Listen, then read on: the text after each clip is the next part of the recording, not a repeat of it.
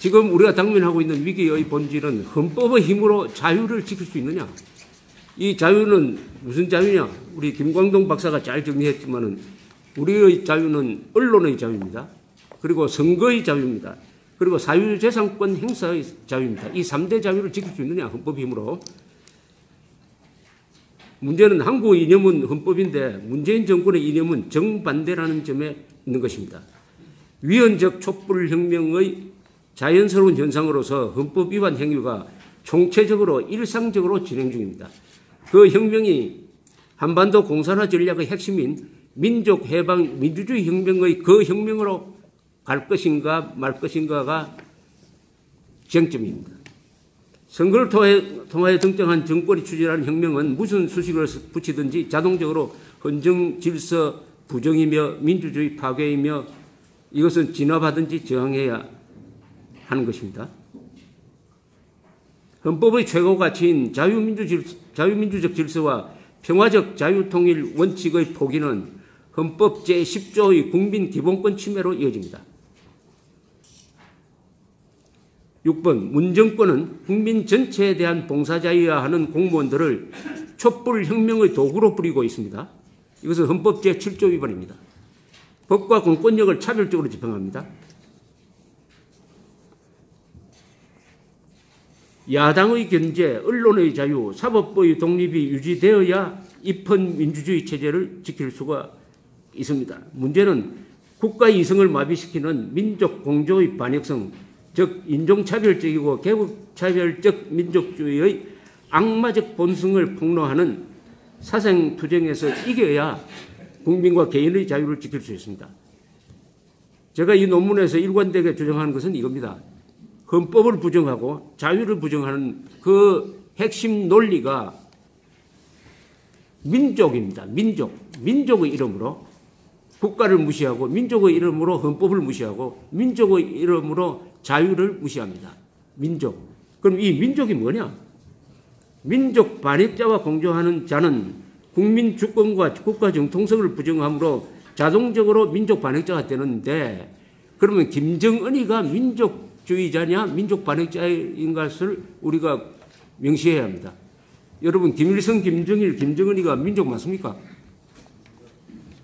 김일성, 김정일, 김정은이 한민족 맞습니까? 우리 민족사 2000년에 한민족을 가장 많이 죽인 자는 일제도 아니고 중국도 아니고 이 3대 아닙니까? 최소한 500만 명.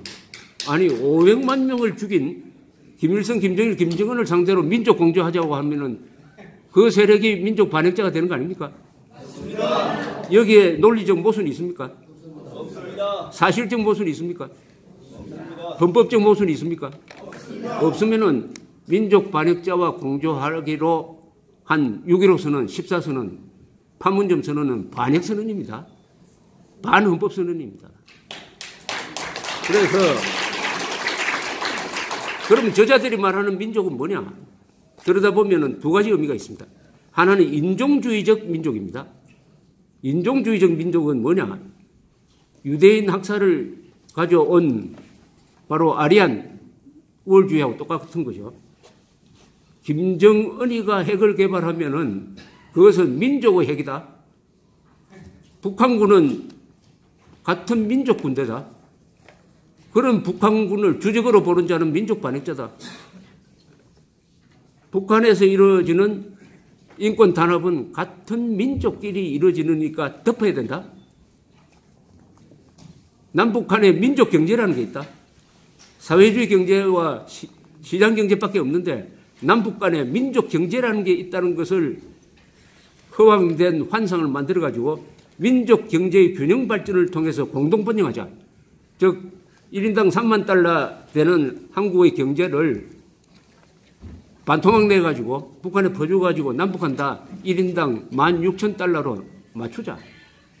민족이란 이름으로 헌법도 파괴하고 시장경제도 파괴하고 국민의 피하 구분 능력도 마비시키고 선악 구분 능력도 마비시킨 겁니다. 따라서 문재인 정권이 민족이란 이름으로 북한 노동당 정권과 공조해가지고 대한민국의 헌법체제, 자유, 인권, 법치를 무너뜨리는 이 민족과의 사상투쟁을 하지 않는 한 대한민국이 이길 방법이 없다.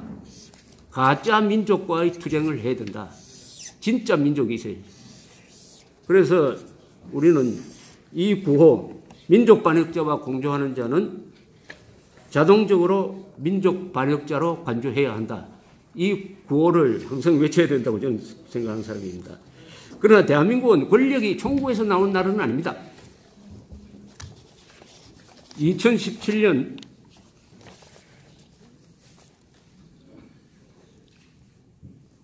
이코노미스트라는 잡지에서 낸 2017년 167개국의 민주주의 지수 랭킹이 있습니다.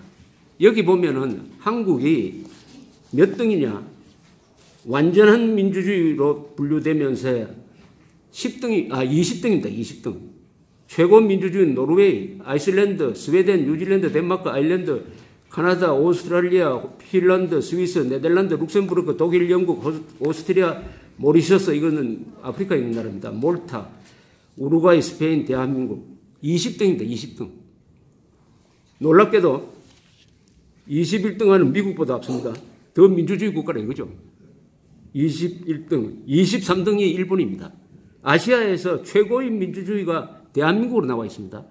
이 랭킹은 굉장히 권위가 있는 랭킹입니다.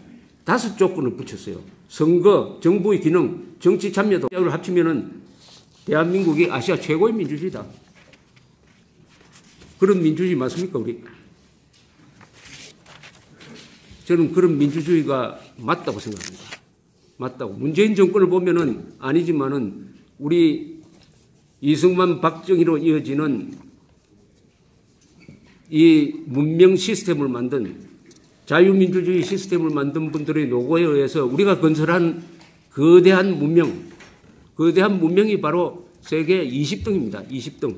그런데 167개국 중에서 꼴찌가 어디냐? 꼴찌가 어디냐? 조선민주주의 인민공화국입니다. 167등입니다. 166등은 시리아입니다. 시리아. 내전 중인 시리아. 165등은 차드. 그런데 북한이 왜 이렇게 꼴찌가 되느냐? 여러 가지 평점 중에서 선거 분야에서는 빵점입니다. 선거를 안 하니까. 시민자유 부분에서 빵점이에요. 그래서 167등입니다. 이건 뭘 의미하느냐? 대한민국의 오늘날의 민주주의는 선거와 국민들의 언론 자유가 살아 있어가지고 이것을 유지할 수 있다는 것이라면은 바로 대한민국이 선거를 통해서 건국된 나라라는 게 얼마나 중요하느냐를 알 수 있고 선거에 의해서 수립되었다는 점을 문재인 정권이 무시하고 건국을 부정함으로써 민족사적 정통성과 자유민주적 정체성과 선거에 의한 정당성, 정체성, 정통성을 없애버림으로써 대한민국 헌정의 근본을 부정하고 있다. 근본을 부정하고 있다는 점을 거듭 강조드립니다. 따라서 대한민국은 권력이 총구에서 나오는 나라가 아닙니다.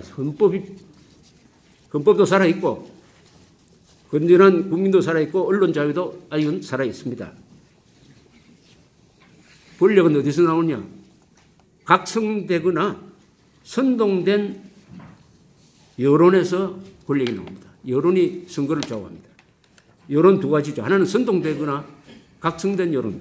우리는 어떻게 하면은 각성된 여론을 만들어낼 것이냐. 그 결론은 잠자는 헌법을 흔들어서 깨워야 합니다. 헌법이 일어나도록 해야 합니다. 헌법은 그냥 활자에 지나지 않습니다. 이제는 우리 모두가 특히 자유한국당부터 헌법에 근거하여 말하고 헌법에 근거하여 행동하고 헌법에 근거하고 비판하고 방어하여야 체제 탄핵을 꾀하는 촛불혁명을 진압하고 자유를 지킬 수 있다고 생각을 합니다. 그렇게 해야 국민들이 헌법 정신으로 무장하고 남북한의 계급투쟁 기득권 세력을 누르고 자유통일을 할 수 있는 길이 열릴 것이라는 게 저희 총론적 분석입니다.